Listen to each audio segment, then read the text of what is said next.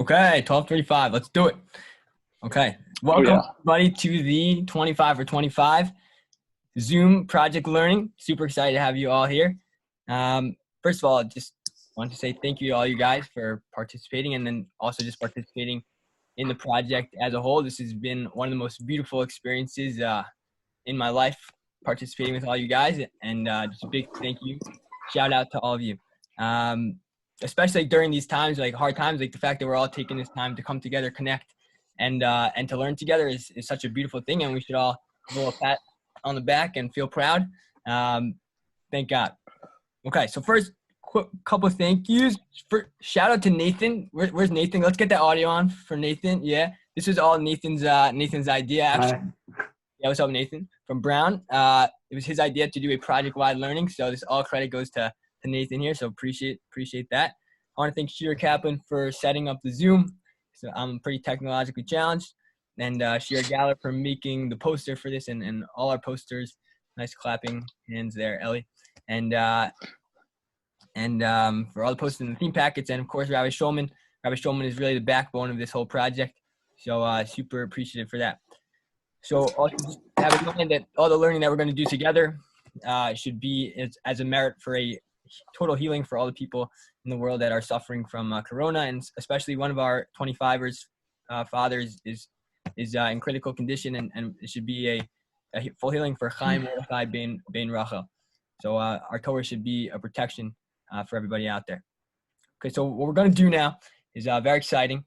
We have a couple of different volunteers who are going to share some thoughts, some ideas, some Torah with everybody. We're doing a little round robin style. We're just going to go like rapid fire, like 1 to 2 minutes. If you go over 2 minutes, we're just going to X you out of the whole thing. No, I'm kidding, but I'm joking. But like, we'll try to do 1 to 2 minutes, and then we'll do a little rapid fire. So we're going to start with our host, Shira Kaplan, who's going to share.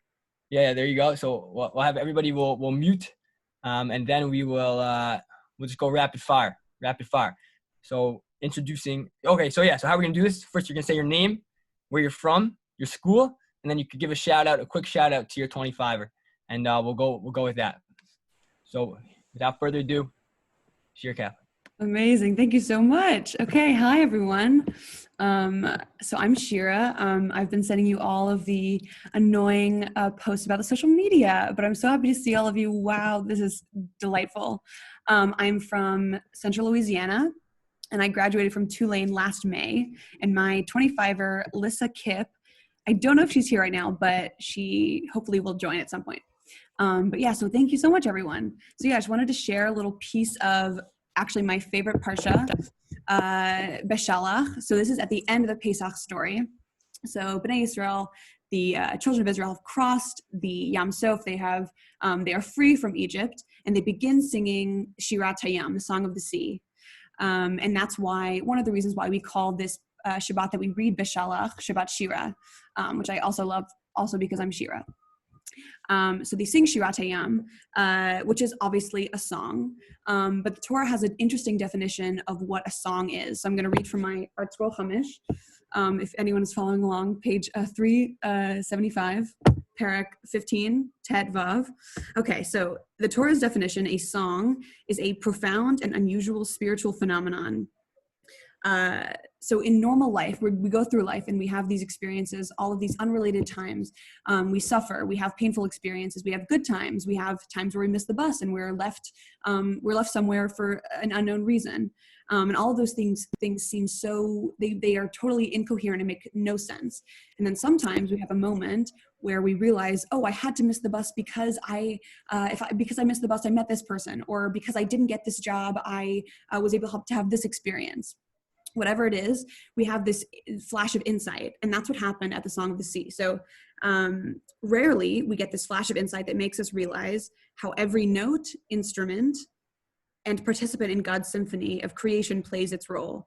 The result is a song. For the Torah's concept of a song is the condition in which all the apparent, unrelated, and contradictory phenomena do indeed meld into a coherent, merciful, comprehensible whole, which I think is just stunning and beautiful. So I urge you to think about an experience in your life that felt painful or bad at the time.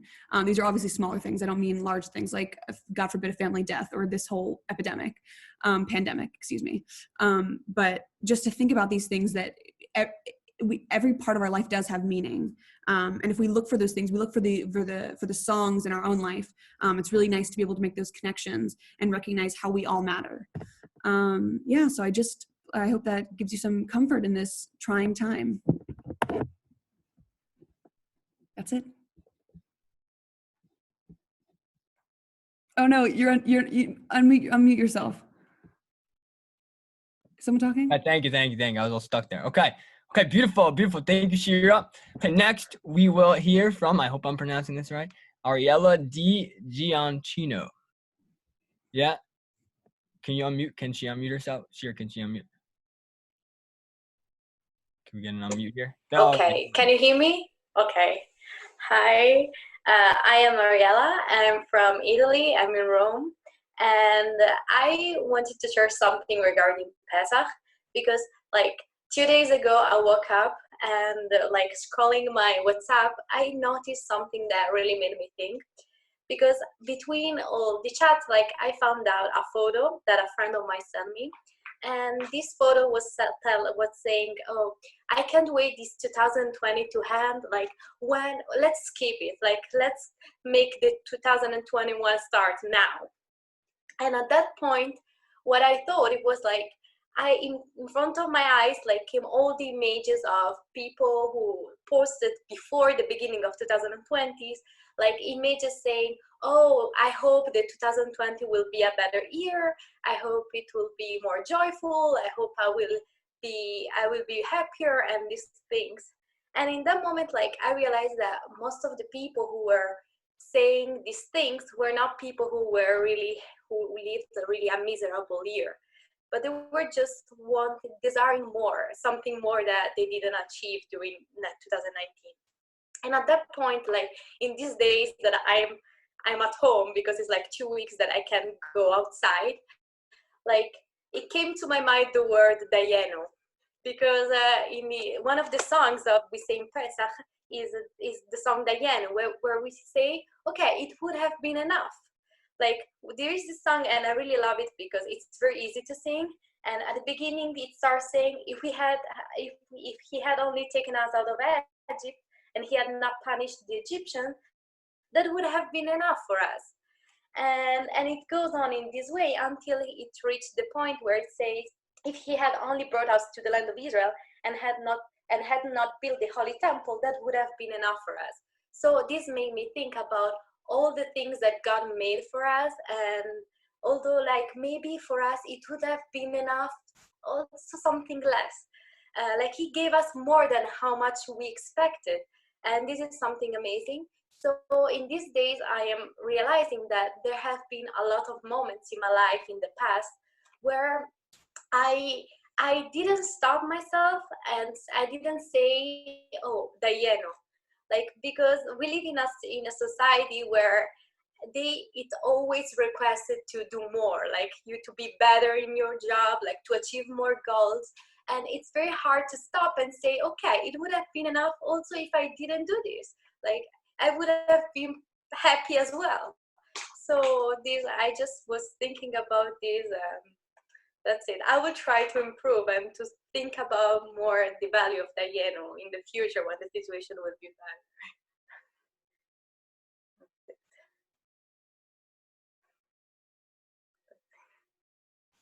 Wait. Okay, thank you. Okay, beautiful, Ariella. Thank you so much for sharing. Okay, so next up, we're going rapid fire here. We're gonna hear from Caleb Hurd.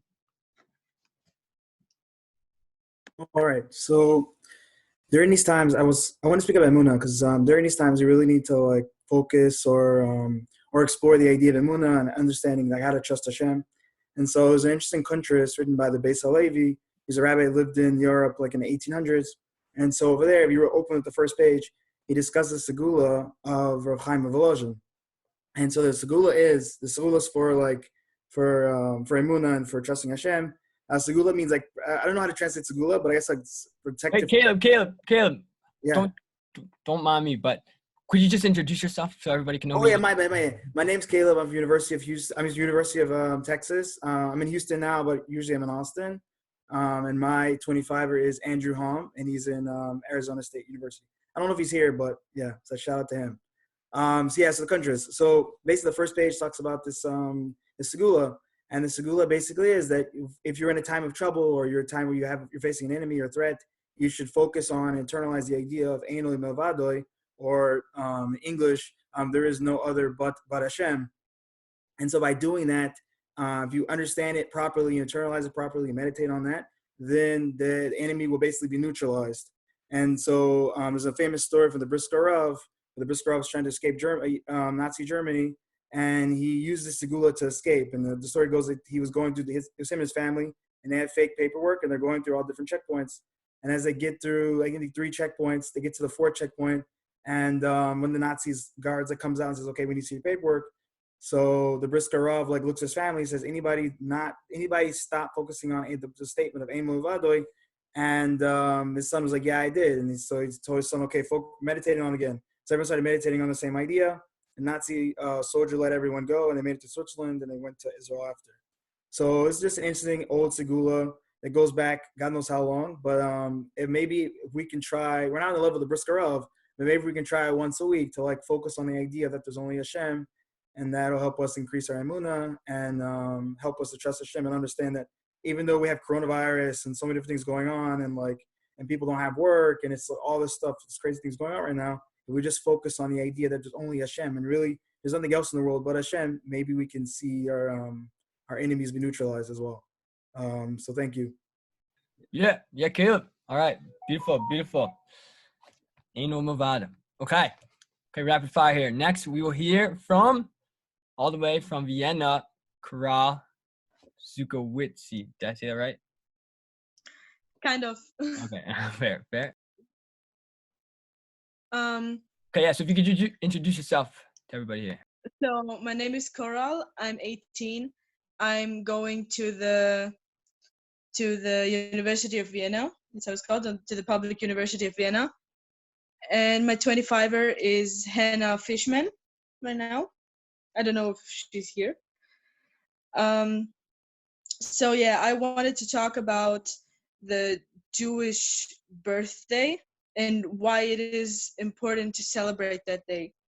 So I've heard that that Divrei Torah, and it really touched me, because the question is, why do we even celebrate the Jewish birthday? Because when we think about it like that, when during the pregnancy, an angel is with the baby and learns with the baby the whole Torah.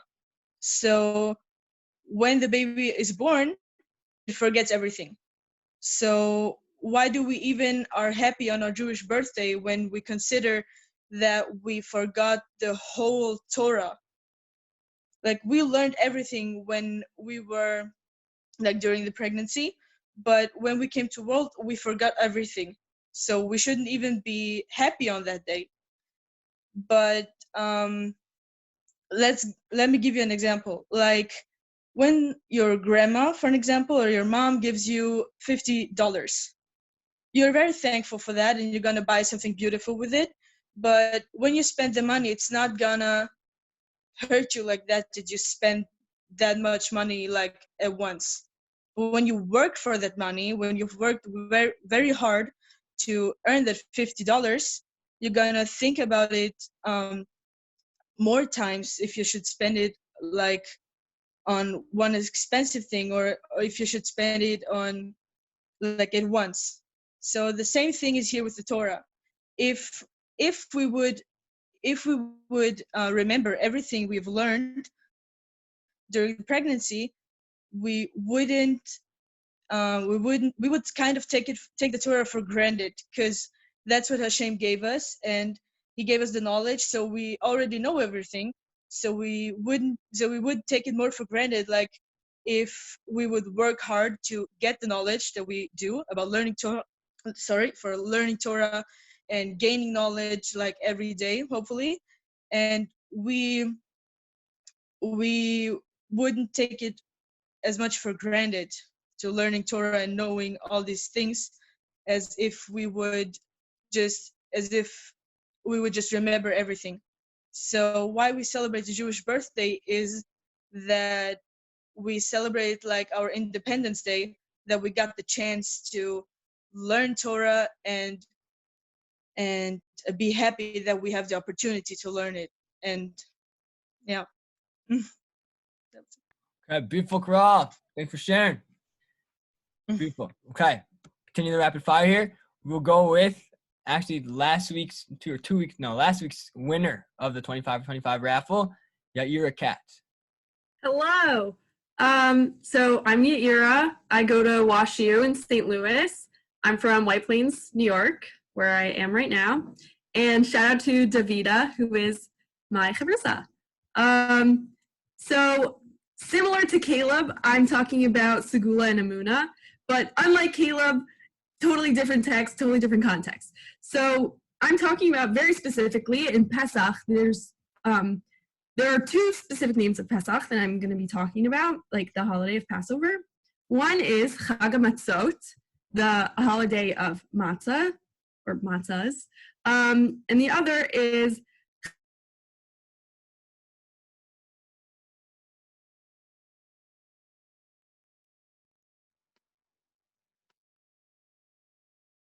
the Pesach offering. One of them reflects Emuna, one of them reflects Segula. Emuna being the Chag HaMatzot. So Chag HaMatzot, why is this Emuna? Because when we were leaving Egypt, can you hear me? It said I had an unstable connection. It sort of stopped for a second, but we've been getting most of it. We're good now. Okay.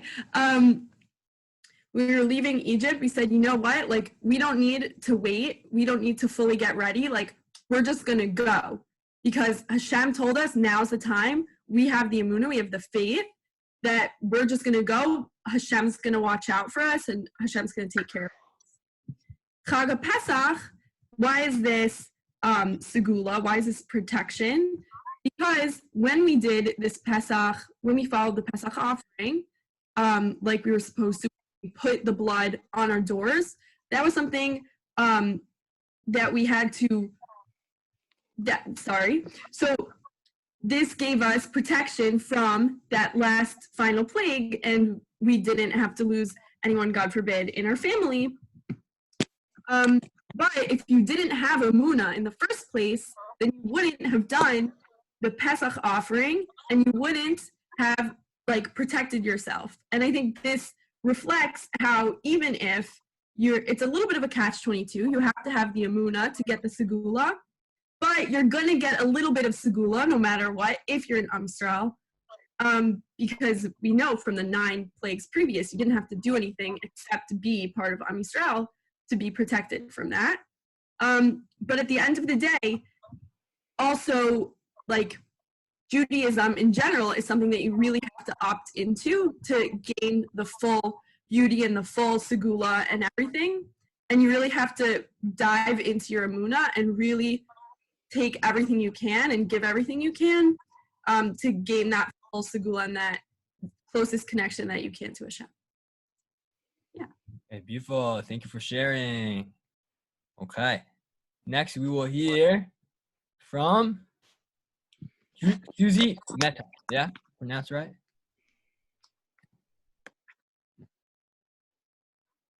Here. Hi, everyone.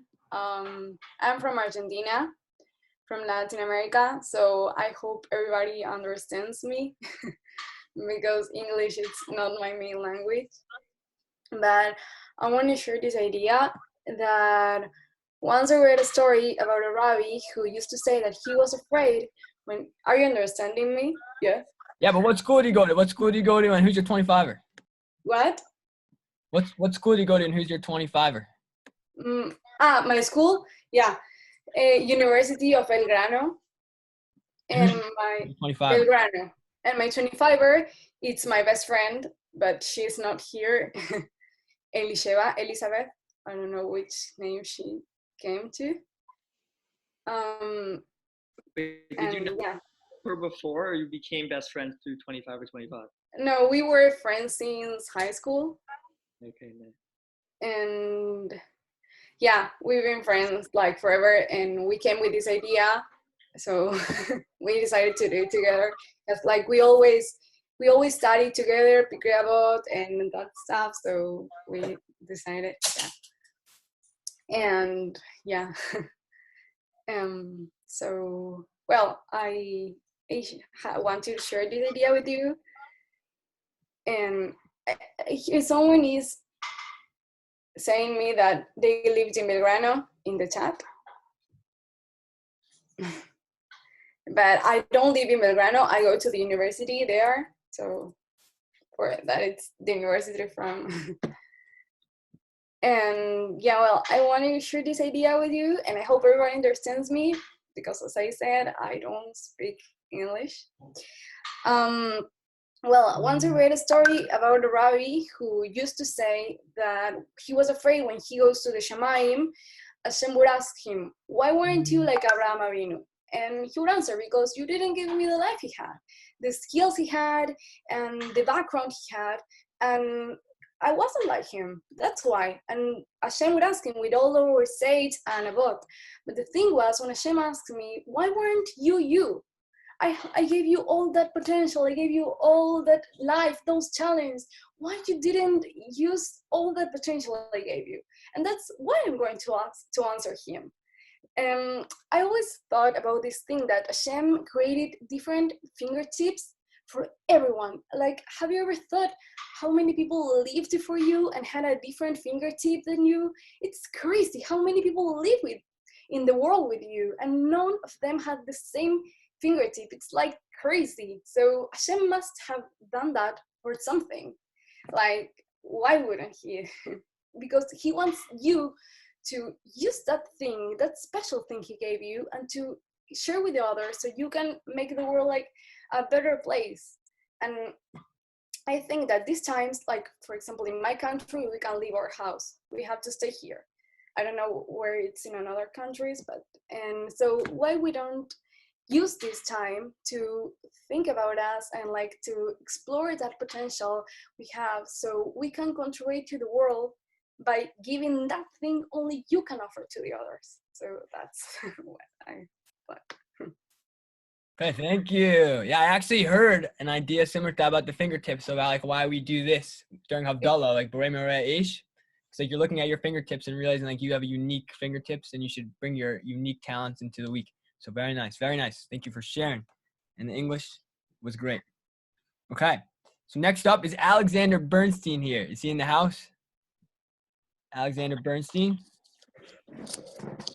Hi. Oh, legend. Okay, here we go. Okay, you can introduce yourself. All right. Hi, everyone. My name's Alex.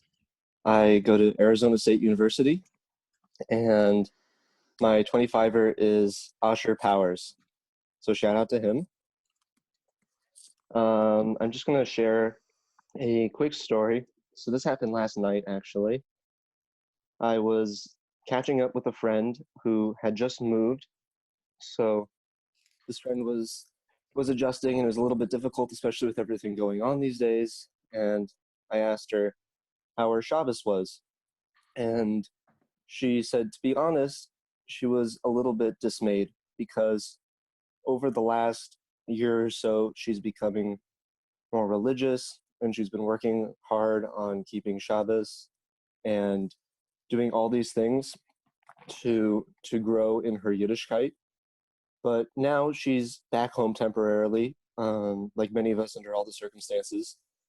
And for the last couple of Shabboses, she has had a lot of difficulty because even though her family supports her and they also are Jewish, they're much more secular, which is perfectly fine. But when you're in an environment that and you're on your own in that sense, where you're trying to keep a full Shabbat, but your family is either watching TV or cooking or doing whatever it is they do, it can be very challenging.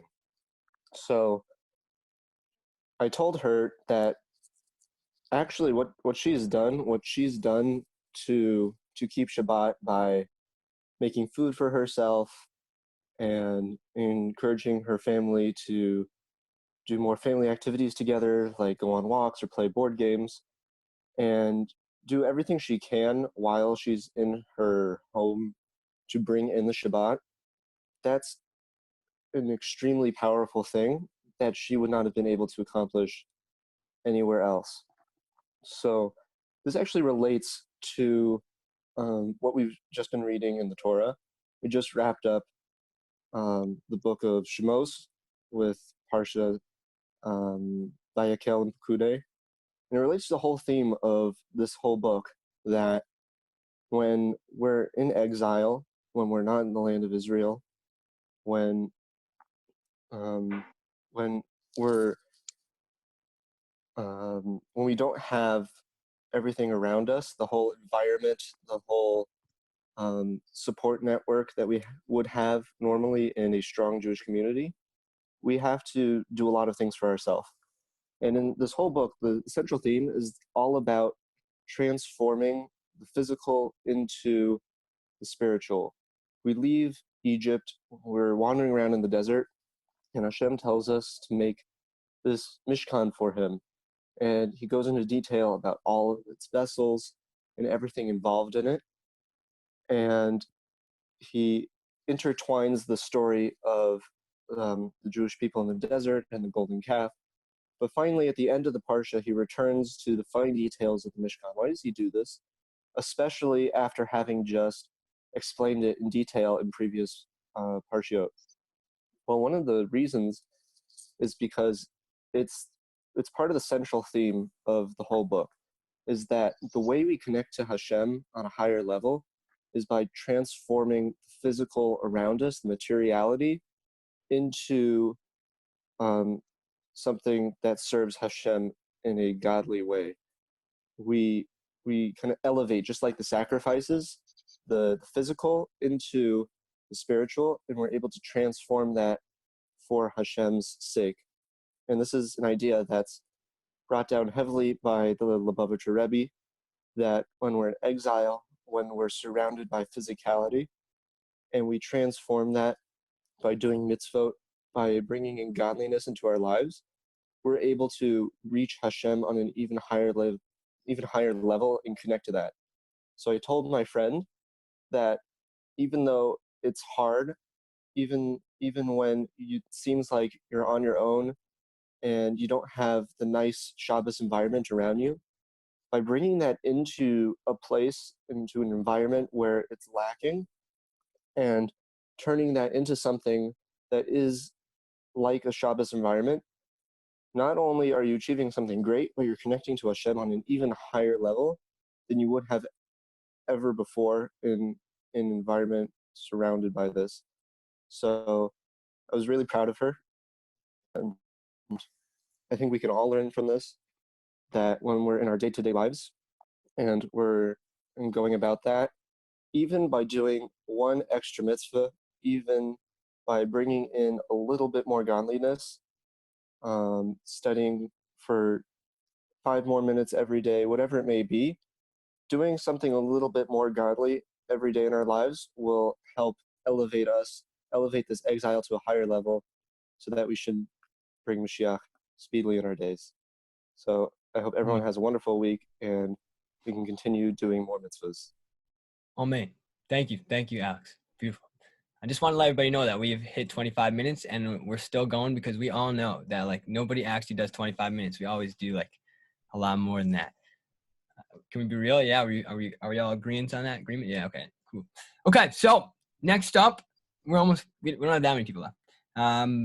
But this is awesome. Just pointing out. Next up, we will hear from Tamar Salomon. Are you here, Tamar?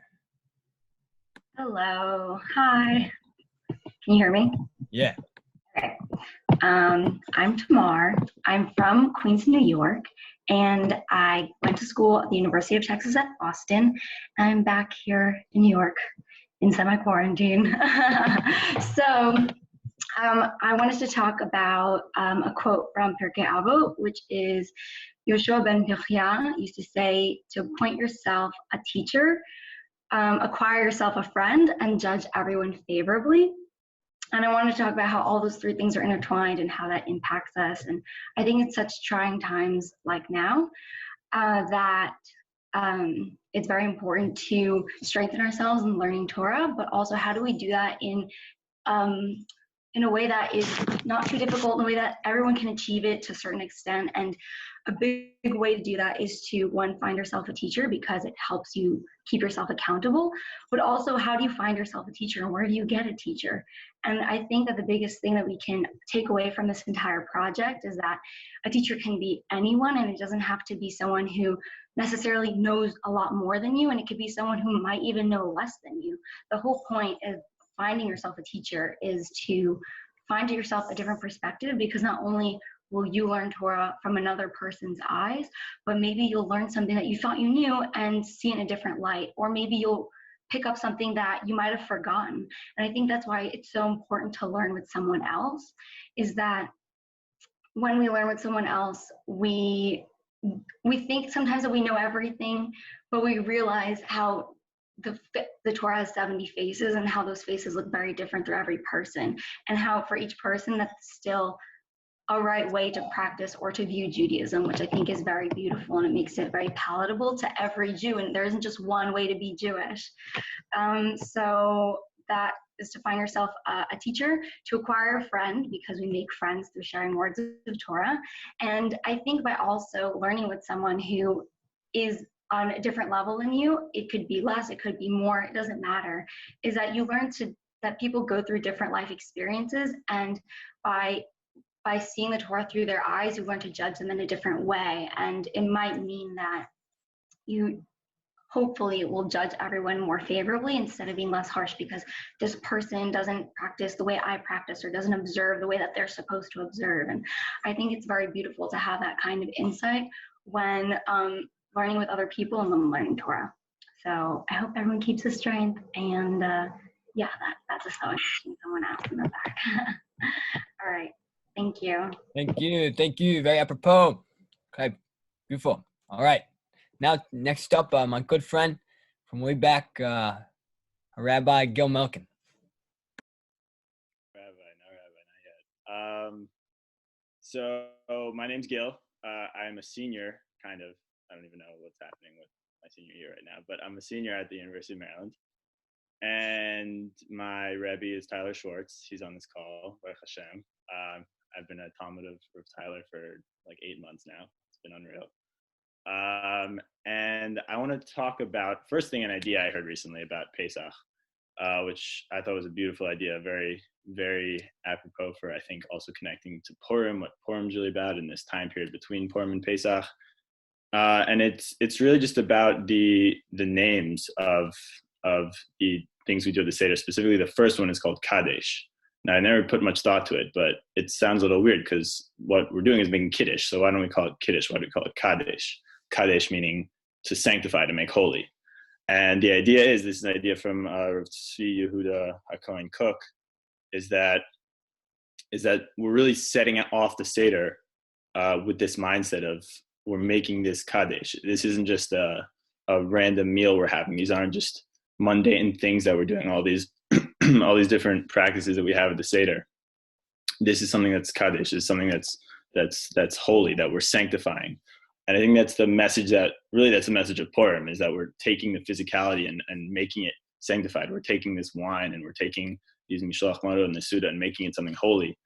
And I think that's such an important message in all of Judaism, that we have all these things, and we could just be opening a textbook with our 25er and studying for like a class essentially. But we're saying we're moving beyond that, and we're doing something that's holy and that's sanctified. And we should all really have that mindset. And I want to end with a quick story that I shared this weekend. But I don't think any of you are on my broadcast except Tyler and Jacob, and I don't know who else. But anyway, a quick story from Rav Zusha and Rav Eli Melech. It was just Rav Eli Melech of Lejan's yurt site this past Tuesday, I think. So a quick story, famous story. They were traveling around and they got tossed in jail. They would kind of travel around and have these crazy adventures. And they got tossed in jail. And Rav Zusha looks at Rav Melech and sees that he's getting a little sad. So he says, Rav Melech, why the long face? Like, what's going on? and he says, you know, I could see out this little crack in the wall that the sun's setting, and I have to daven mincha, but I see there's a chamber pot in the room, and you're not allowed to daven in the bathroom, so I can't daven mincha. So Rav Zusha says, Rav Melech, we've davened so many minchas for Hashem. We've had so many minchas for Hashem. When's the last time you didn't daven mincha for Hashem? And Rav Melech got so happy when he heard that, and the two of them started dancing around the chamber pot. And in the end, the guard saw them dancing, and he said, I don't want these two Jews dancing and being all happy in my prison. So he took out the chamber pot, and then they said, okay, I guess Hashem wants us to daven mincha now. But the moral of the story is that sometimes we get taken out of our routine, really. We get taken out of our modes of serving Hashem that we're used to. But we have to understand that also is from Hashem. You know, this quarantine, somehow it's very hard to connect to and to see the big picture like that. But it's really all from Hashem. So the fact that we're here and maybe we can't daven with a minyan, and maybe we don't have the same chavrusas that we normally have and the same chesed opportunities that we usually have, but that's also from Hashem. So we have to take this opportunity that we have now and use this to also serve Hashem. So we should all be zocha. We should get into new routines and be able to serve God through everything that we do, especially in these times. Shkayach. Thank you, Gil. Thank you, Gil. Okay. So to introduce the next speaker, I'm not trying to brag here or anything, but like me and Or is my 25er. We probably have the record for like the longest 25 for 25 session, which was last like 2 weeks ago. I think we hit 3 hours, but the next speaker, no big deal, whatever. But the next speaker, I think has the longest average per week of their 25 for 25 session, which they hit about 2 hours a week from the feedback forms, at least it said. So the next speaker is Lori Schneider. Hi, everyone. How are you? I'm Lori. I know you can't see my face right now, but whatever. So Jolie, my partner, was going to share something, but she couldn't make it, so she asked me to share this. So something we were learning like the first few weeks. Wait, but we need the introduction. Where you're from, which school, and where? Okay. So I go to Turo in Manhattan, and I live in Florida in Boca Raton. So I'm home right now, but usually I'm in New York. So we were actually also talking because Jolie, my partner, lives in New York too, about having a meetup, which would be like really amazing. I've been really enjoying learning with her. Okay. So something that we were talking about was that the first few weeks we realized like she didn't have so much an introduction, like a background and everything to like Torah, like meaning like just like the basic stories like Adam and Eve and like Abraham, Isaac, Jacob. Like she was having like trouble with that stuff because she didn't really know it. So I was like, okay, let's go through the stories. So we were learning about Adam and Eve and stuff and about the snake. So when we were going through that part and about how like the snake, like its punishment when it told Eve to eat from the tree of knowledge was that it always has to like walk now. Like it used to have legs and now like it has to walk and like slither and stuff on its body. And so she was saying like, whoa, I actually learned, because she's like a science person. She's like, I learned in school that a snake used to have the limbs to be able to walk, but it can't walk. And so I was like, whoa, that's so interesting. Like I didn't know that. And so it was really cool because she's a science person, and like we were just like the little things that we learned when we were younger and stuff. Like she was learning like in science classes all about this, and like it has to do with each other, like Torah and science, just like the small things have to do with each other. So she wanted me to share this because she couldn't make it, but she really like enjoyed learning about this and how it relates kind of like to what she's doing in life too, because she wants to be a doctor. Thank you, Lori. That was also new for me. I did not know that before. So thank you for sharing. Okay, so next up is my first South African friend in my life, and he's a big reason why the program went very international this round. It's a lot due to Shimshon Fisher. So we'll ask Shimshon Fisher to help finish this off here, and then I'll share a story at the end. Okay, here we go, Shimshon. Shalom, everyone. Thank you so much. I just want to say thank you so much to Yaakov and the rest of the team. We're bringing Moshiach, people. Incredible. So I was wondering about what's been going on in the world, and when we are confronted with things... we need an introduction. Everyone's got to know who you are, Oh, man. sorry. I'm Shimshon Fisher. I live in Johannesburg, South Africa. I go to the University of Witwatersrand, and I'm studying in my final year, computer science and applied maths. And a shout out to my 25er who just got disconnected, I saw. I'm Eric McGillner. So what I was wondering about was what's going on over here? How can all these things be happening? And how do we address a virus like this magefa, this plague, as we call it, as Jewish people? So obviously, we look to the code of Jewish law. We look to halacha. And so the Ramah says, Rabbi Moshe Isserles, in the 1500s, that the way that we deal with this is to run, flee, get away from it. But, that's just not practical. And to be honest, I don't think he even thought for him it was practical. Because if you look at that in the Black Plague then, it was everywhere. There was nowhere that you could go. So what I think he means to run away is like this. Is that we have to run away from this consciousness of the plague. And I think that's what actually Pesach is about. The Rebbe Rashab, the fifth Lubavitcher Rebbe, says to us, what does it mean that the Jews had to leave b'chipazon? I mean, they had time. I mean, they knew, on the 10th of Tishrei, the 10th of Nisan, they got the command. You're going to bring the lamb into your house, and you're going to put it on the wall. And then you're going to have matzah and maror, and that's it. So what do you mean that we didn't have time for this?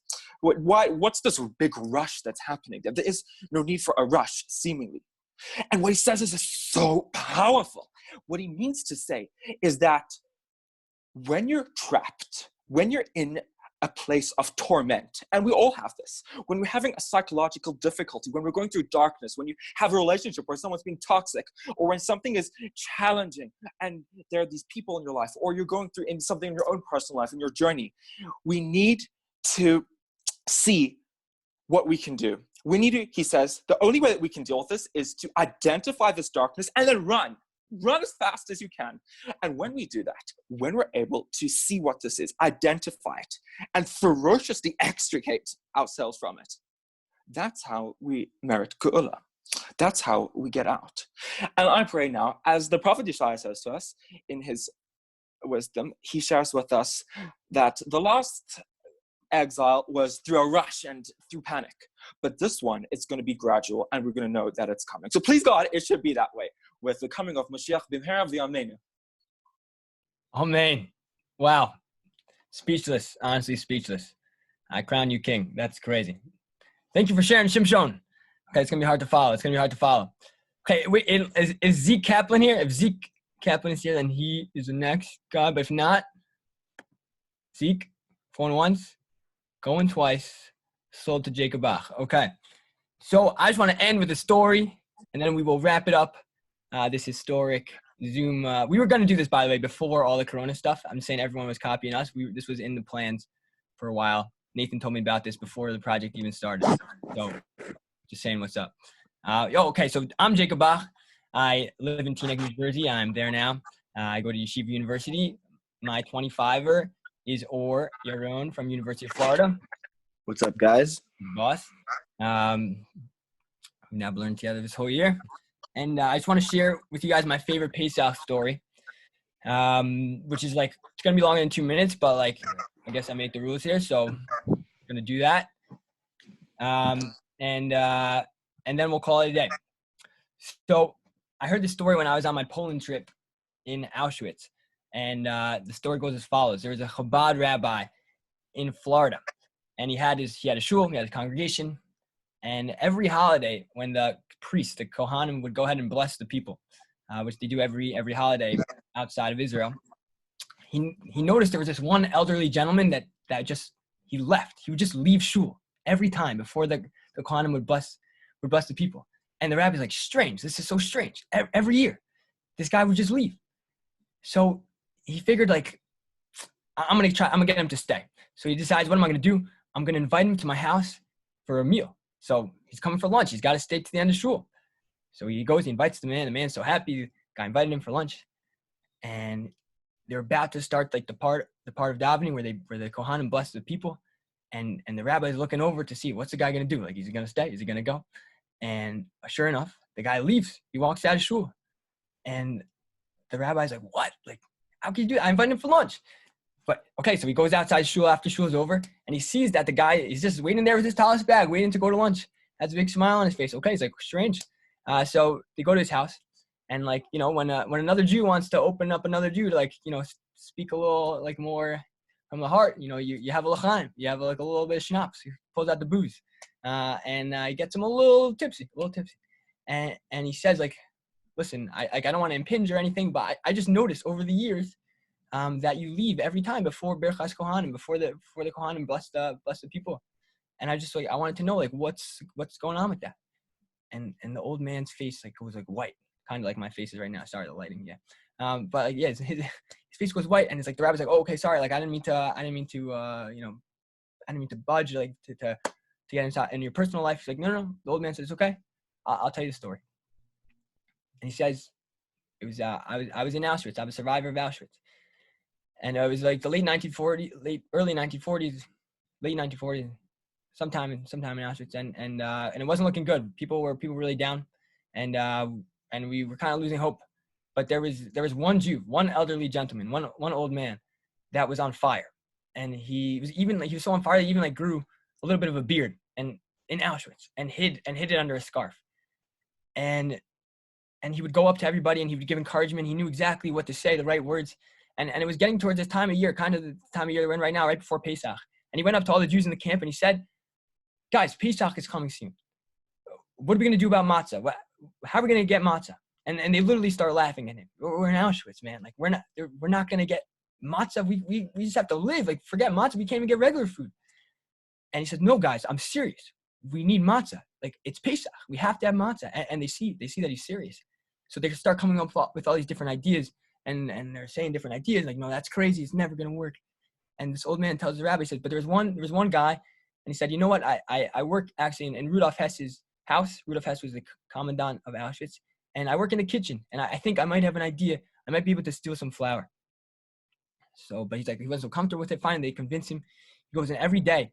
He would do a little bag of flour and like open his pants and like and tie it down to his ankle, and he would like slip in a little bit of flour every day. And after like a couple of weeks of time, he had enough flour to cook one matzah. And he got the flour. He bakes the matzah one day. Rudolf Hess and his family are out of their house. He bakes the matzah. He brings it back. It's Seder night. They're in the bunker, and they have a Seder. And the old man with the beard, he's leading the Seder by heart. It's literally the most, like, one of the most inspirational Seder they've ever been at. Everyone's singing, and all of a sudden, boom! The Nazi walks right in, grabs the first Jew, puts a gun to his head, and he says, "Somebody tell me who's responsible for this. If not, I'll shoot every single one of you until you tell me who's responsible for this." And the old man stands up. He opens his shirt. He says, "It's me. You can shoot me. I'm the one who's responsible. Nobody else." And the Nazi goes over and he's about to go ahead and shoot him. He said, "No, you don't deserve this. Tomorrow, in the square, everybody meet me in the square tomorrow." And he leaves. Okay, they finish the Seder. Tomorrow they're at the square, and they're about to hang this old man with the beard. And the old man says to the Nazis, he says, what kind of evil, sick people are you? You don't give a last request, a last word. And he says, "Okay, what do you want, old man? You want like some food? You want some extra rations?" He said, "No, I'm actually a priest. I'm a Jewish priest. I'm a Kohen, and I want to bless my people for the last time." And he says, this other old man in Florida, he says to his rabbi, with the most love I've ever seen a Jew look at another Jew, he says the priestly blessing, which I'll read for you right now. And he said, "Yivarecha Hashem v'yishmerecha. May Hashem bless you and safeguard you. Yair Hashem panav elecha v'yichuneka. May Hashem illuminate His countenance for you and be gracious to you. Yisa Hashem panav elecha. May Hashem turn His countenance to you v'yasim lecha shalom, and establish for you peace." And then they hung him. And this old man says to this rabbi in Florida, he says to him, after the war, I survived, and I wasn't religious anymore. I didn't believe in God after those experiences, and I went on with my life, and I was getting married. I was about to marry a very nice non-Jewish girl, and I was about to get married, and I'm not joking. The night before, I had this dream. and I see this old man like standing on that platform and giving me the same blessing. Yivarech Hashem v'yishmecha, Yair Hashem panav v'yilach. And over again, giving the blessing, and I couldn't get him out of my head, and I knew something was wrong. I couldn't marry this girl, and I ended it. And Rabbi, you know my wife now. I have a beautiful Jewish wife, and but later on in life we had kids, and I was going to send them. I didn't want anything to do with Judaism. I was going to send them to no Jewish education at all. And I'm not joking. The night before, again, I had this dream. The same old man, I couldn't get him out of my head. I'm like, okay, I get it. This is wrong. And Rabbi, like, you know my kids today, beautiful Jewish kids with Jewish education, and I know it all. So why do I leave? Why do I leave every time before this Birchas Kohanim, before the Kohanim bus? Because I don't want to lose the power of that moment, the power of that Birchas Kohanim in Auschwitz. I can't have another regular one, and that's why I leave. And the Rabbi understood. So as we are here now in these difficult times for Jewish people and difficult times for the whole world, we can have in mind that we should be thankful that at least we have each other, that we are able to go ahead and learn Torah together. We don't have those restrictions. Maybe our seders aren't going to be the same as they would have been before, but we have the ability to be with our family, and to really experience the beauty of the Jewish people coming together.